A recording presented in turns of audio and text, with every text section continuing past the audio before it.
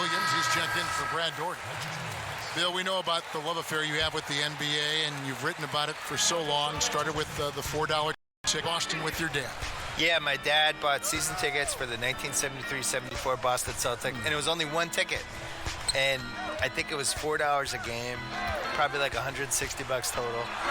And he used to carry me in mainly because they didn't want to pay for a babysitter. So I started going to games that year, probably sleeping through a lot of them, and they won the title. How old were you in 72? So I was 4. 4 years old. I'm not gonna lie, I don't remember anything from that season. The first season I remember is the year later when they lost before the finals to Washington. And then the year later they won the famous finals against Phoenix, the triple overtime game. I was there. Was Cowens on that team? Cowens, Havlicek, Yep. JoJo White. Yep.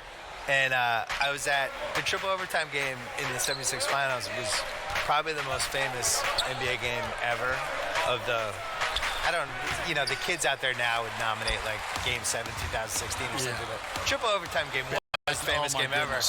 And I slept through the entire second half and the first overtime. Oh, no. But then woke up because everybody was standing the whole second overtime, so I had to get up. The Cavaliers trail by 6. Kerr kicks to Williams. Pass to Elo. Down low. Williams passes to Kerr. Good, great play by Williams to set it up. And they've done well at taking advantage of some late defensive rotations and getting the ball in the paint. Williams with the steal. In transition, here come the Cavaliers. Kerr's shot is good. And a good example there of why it's important to change ends quickly. Yeah, talent in this league has it so that now pretty much every team can push the pace. You have to get back on defense. Now here's Green. Back to Rivers. From deep three-point range. Rebound by Williams. And so it's Williams who brings it up for the Cleveland Cavaliers. Trailing by 2. Kerr against Rivers. Out to Nance. Elo outside. 2 on the clock. And Harden showing great strides of improvement on D, really doing his best to bother shooters. James Harden getting it done for the Houston Rockets. He notched 8 points in the quarter and has that terrific basketball instinct on display. We'll get right back to the action when we return.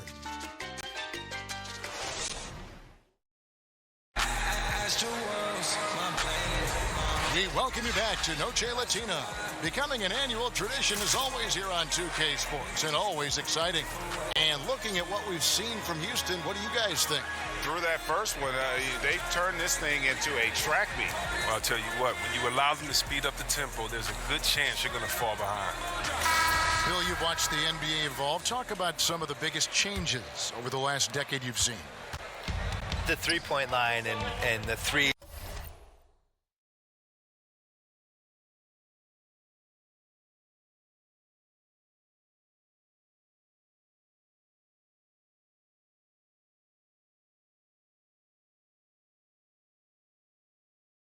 These are foul shots philosophy, I think, is the biggest thing. Just the pace of the game has really improved and to a really pleasing way for fans. Like just what Steve Nash was doing last decade in those Suns teams, that everybody's playing that way now. I think the social media and the players basically getting rid of the wall between them and the fans, using social media, using Instagram, and we just feel like we know these guys better, and their ability to control their own message now versus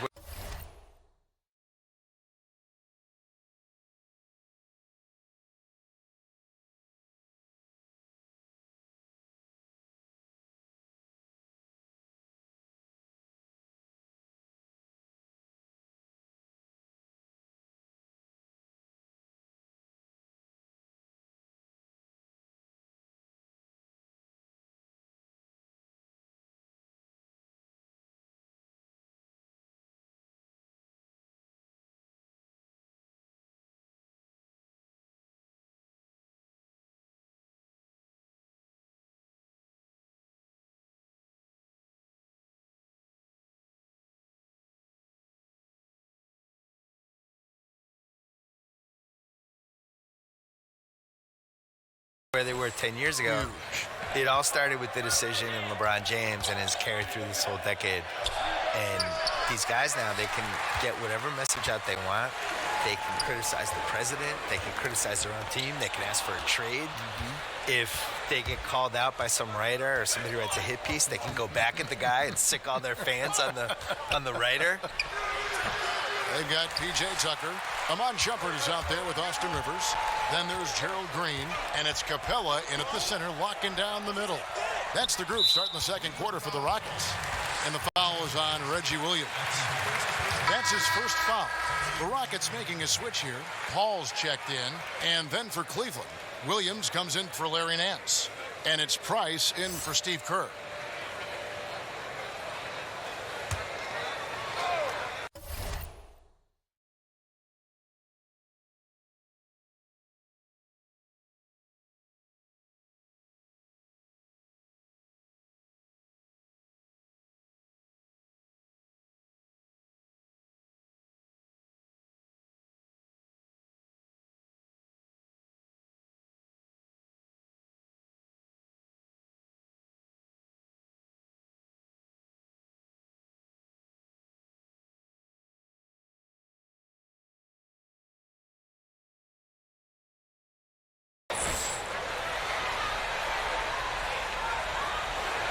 That'll be a 5-second call.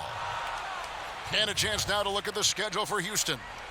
On Thursday, they'll start out on the road and play the Lakers in Los Angeles. Then on Sunday, they'll be playing against Damian Lillard and the Portland Trail Blazers. And for that matchup with the Kings, this is one where it would take a complete meltdown for them not to come away with the win. Anything can happen, but I'd be shocked if they don't come out on top.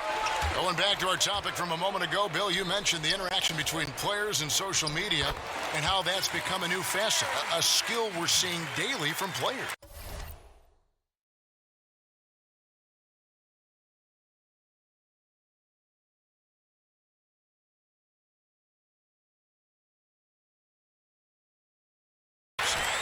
There's just way more accountability now, and I'm really impressed by how polished the guys are that come in the league now. And I think the LeBron generation, LeBron, Wade, Chris Bosh, some of those guys from the last generation that came up and became vets and really knew how, Paul Pierce, who knew how to handle their business. Now these new guys come in, they're 19, 20 years old, and they act like they're 30. I'm sure you see it at the games. Shocking. Whereas in the 90s, it was a free-for-all. And you had these guys who, if you gave them a live mic, you were terrified. And now these guys are 19 years old giving, long interviews to reporters. It's like, how are you doing this? Tatum in particular is very Tatum's impressive. already good at being a bad interview. He doesn't say anything. He knows how to dodge any question. It's like, you're 19. How do you know how to do this? Unbelievable. And the Cavaliers with possession here. Following the score.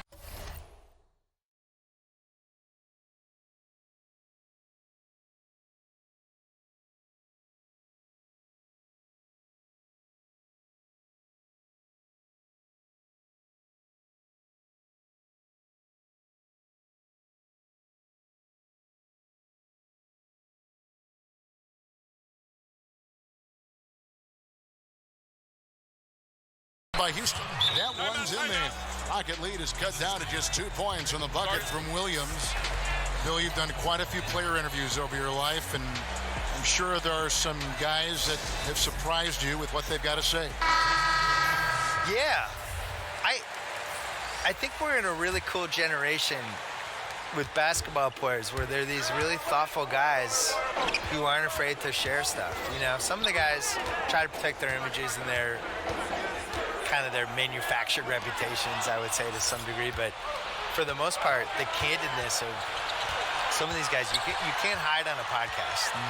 If I have you for an hour, you're not going to be able to dodge stuff. You're going to have to talk. Well, you challenge people, that's the beauty of the podcast. Well, and I don't have notes, so I do it.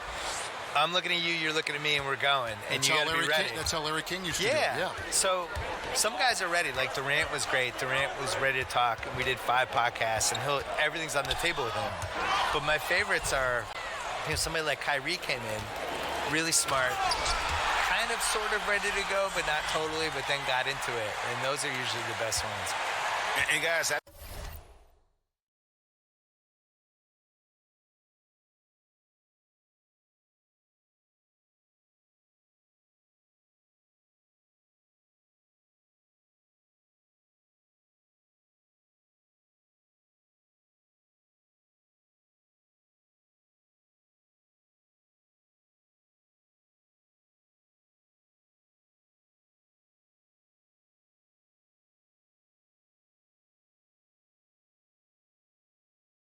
It's a big swing right there. I mean, taking the steal and then turning it into 2 easy points on the dunk. No telling how important that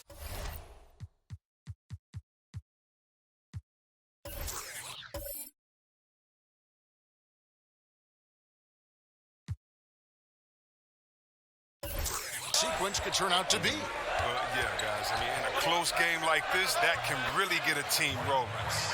I want to get back to what we were chatting about, Bill, with how today's NBA players are so media ready, whether it be interviews or social media.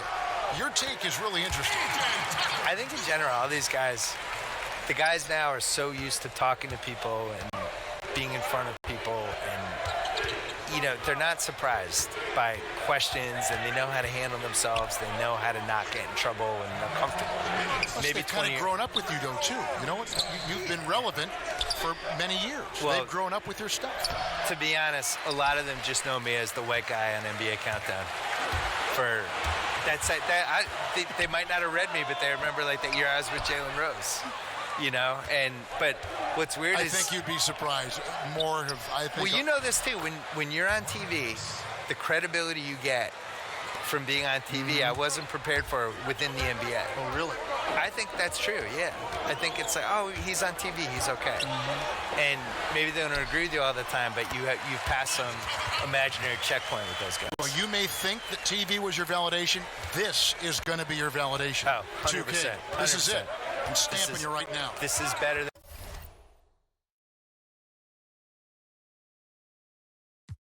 than winning a Pulitzer Prize.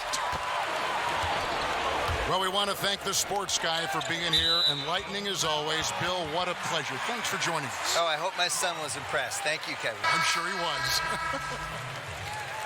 And Greg, a lot of great sports writers out there, also great commentators. And then there's Bill Simmons. He's kind of carved out his own category. You know, Bill once said he will never write a traditional sports column, and he stayed true to that. He writes from the viewpoint of the passionate sports fan and brings that to his commentary as well. Steve Kerr's checked in for Cleveland.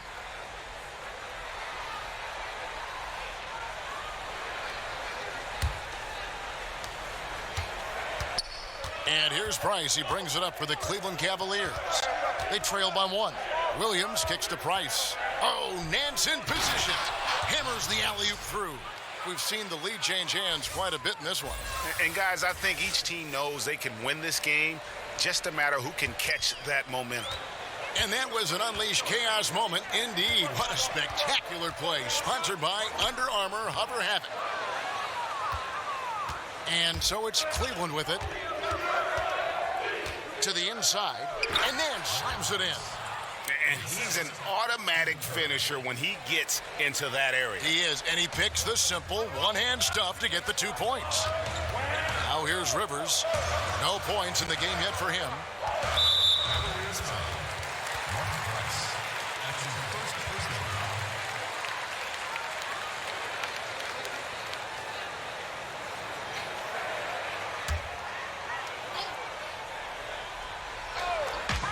There's 25 seconds left to play here in the half. Harden, no good. And the foul on Harden. That's his first foul.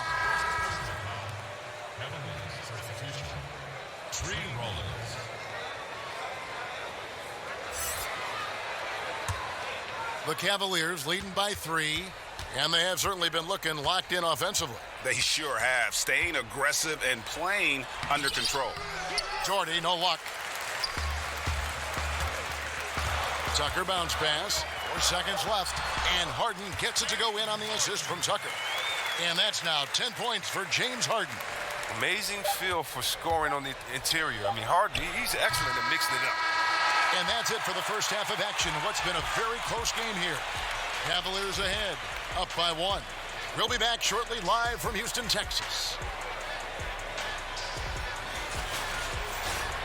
And now, the 2K Sports Halftime Show. Hey everybody, welcome back to the NBA on 2K Sports. This is our halftime show. Ernie Johnson, Shaquille O'Neal, Kenny the Jet Smith. The first quarter for the Cavaliers was fairly even. The game was always within a fairly narrow margin, with their largest deficit of the period being 6. They battled hard in the second quarter, and it was reflected on the scoreboard. Kenny, your thoughts? How are the Cavaliers playing? I love the motion on offense. Guys are moving, the ball is moving. It's a very nice approach to the game, and one the defense absolutely could not keep up with. Shaq, how'd you think the Rockets were playing? Reminds me of Kenny's suit selection. Has been very, very sloppy. Way too many turnovers. They look unorganized, out of control. It's not pretty basketball. The good news, though, they're still in a great position to win the game if they just cut down the turnovers. That's all for now. Say goodbye to the folks. Thanks Goodbye, for joining us. Third quarter, just about ready to begin.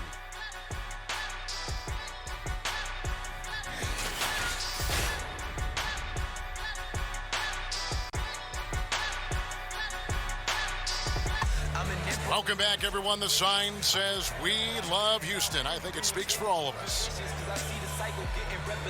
And after a fairly even first couple of quarters, the second half turned out to be a one as both teams try to gain an edge. One of the stories here, James Harden getting it done today. Oh, well, they've done a good job of letting the game come to them, and really few forced shots here so far. Terrific first half on offense. This is how you draw it up. We'll see if they can maintain that efficiency going forward. And so in the game for the Cavaliers, we've got Kerr. Williams is out there with Doherty. Then there's Price, and it's Nance in at the 3 slot.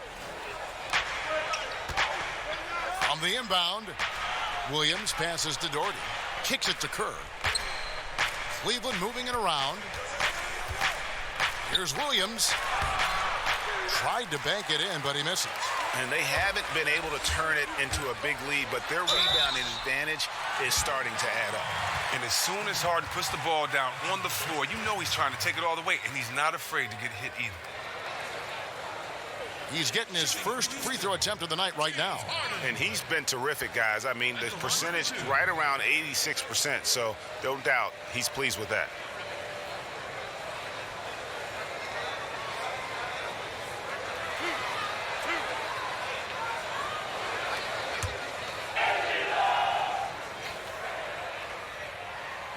And he can't get the first one. Well, look, I love how Harden does a little bit of everything. Aggressive scorer, solid rebounder, superb passer, and he's also improving on the defensive end. Boy, they would have loved to grab the lead